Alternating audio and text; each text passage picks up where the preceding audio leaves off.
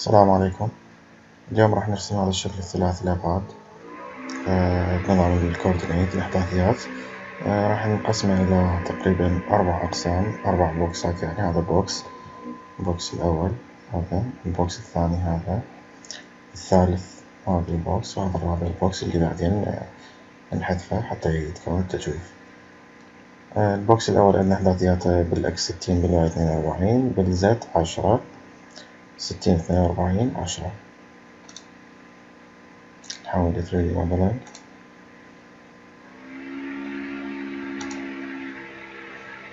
بالبداية نختار نقطة الانطلاق للرسم اللي هي 0 0 0.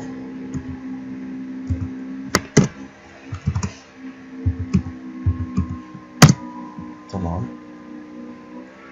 إحداثيات قلنا 60 42 10، 60 42 10. اوكي، هذا الشكل البوكس الأول.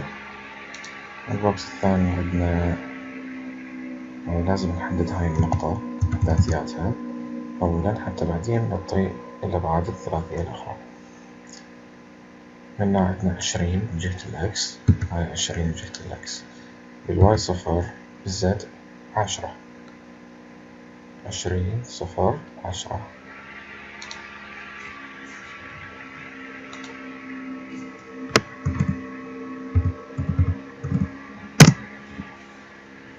أبعاد المجسم هي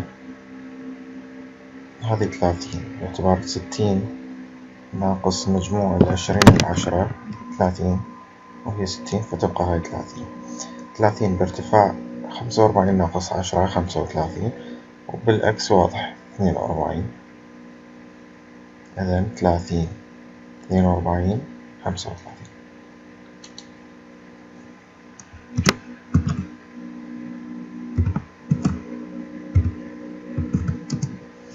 الشكل الثاني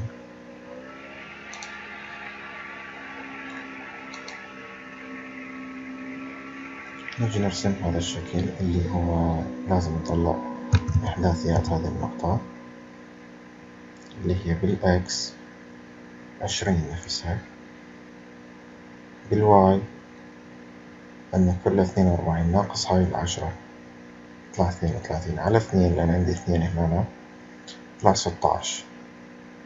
إذن 20 16. الزد عندنا 45 كلها ناقص 20 اللي هي تطلع 25. إذن 20 16 25.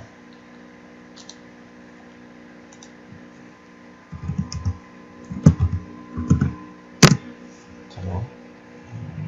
نعطي البعد مالتها، الأبعاد الثلاثية مالتها اللي هي بالإكس 30، بالواي 10، هاي 10، بالزد 20. إذن 30 10 20. 30 10 20.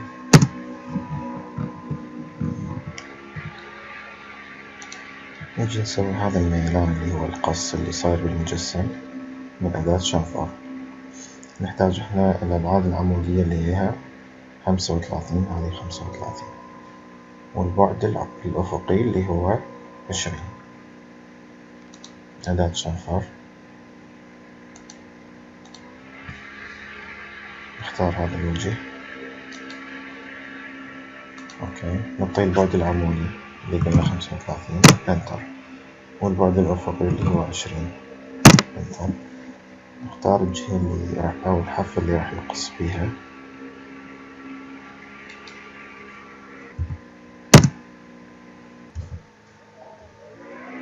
طبعا هاي الأداة سبتراكت، نحدد الشكل اللي نريده يبقى ندوس انتر، والشكل اللي نريد نحذفه بعدين انتر. بقى عندنا هذا الشكل اللي هو أبعاده 10 في 10 في 22. رسمه كالتالي: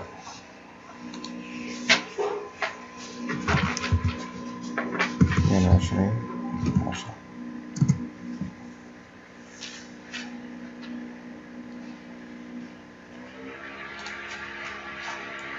2D واير فريم حتى النقلة. موف.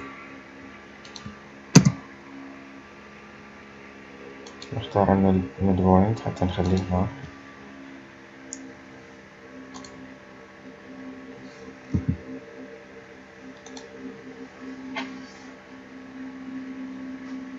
نختار الشكل اللي نريده يبقى، الشكل اللي نحذفه راح نرسمه بهاي الطريقة.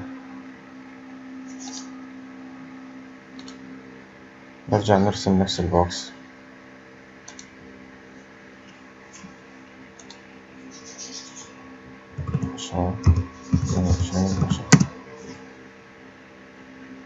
بأداة شنفر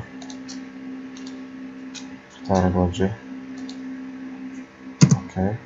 البعد العمودي 10 والأفقي 10. اتجاه هذه قطع.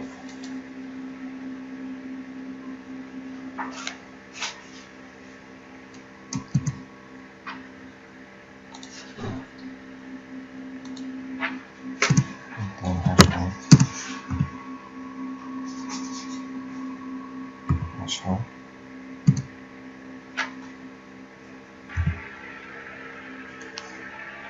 نسوي له موف. نختار النوع الحافة حتى نتذكر مكانه الصحيح. حاليا بس نسوي لينين لأن حاليا كل شكل يعتبر جزء واحدة مستقل، فنجي أداة يونين نحدد الأشكال كلها. ثم أصبح مجسم واحد.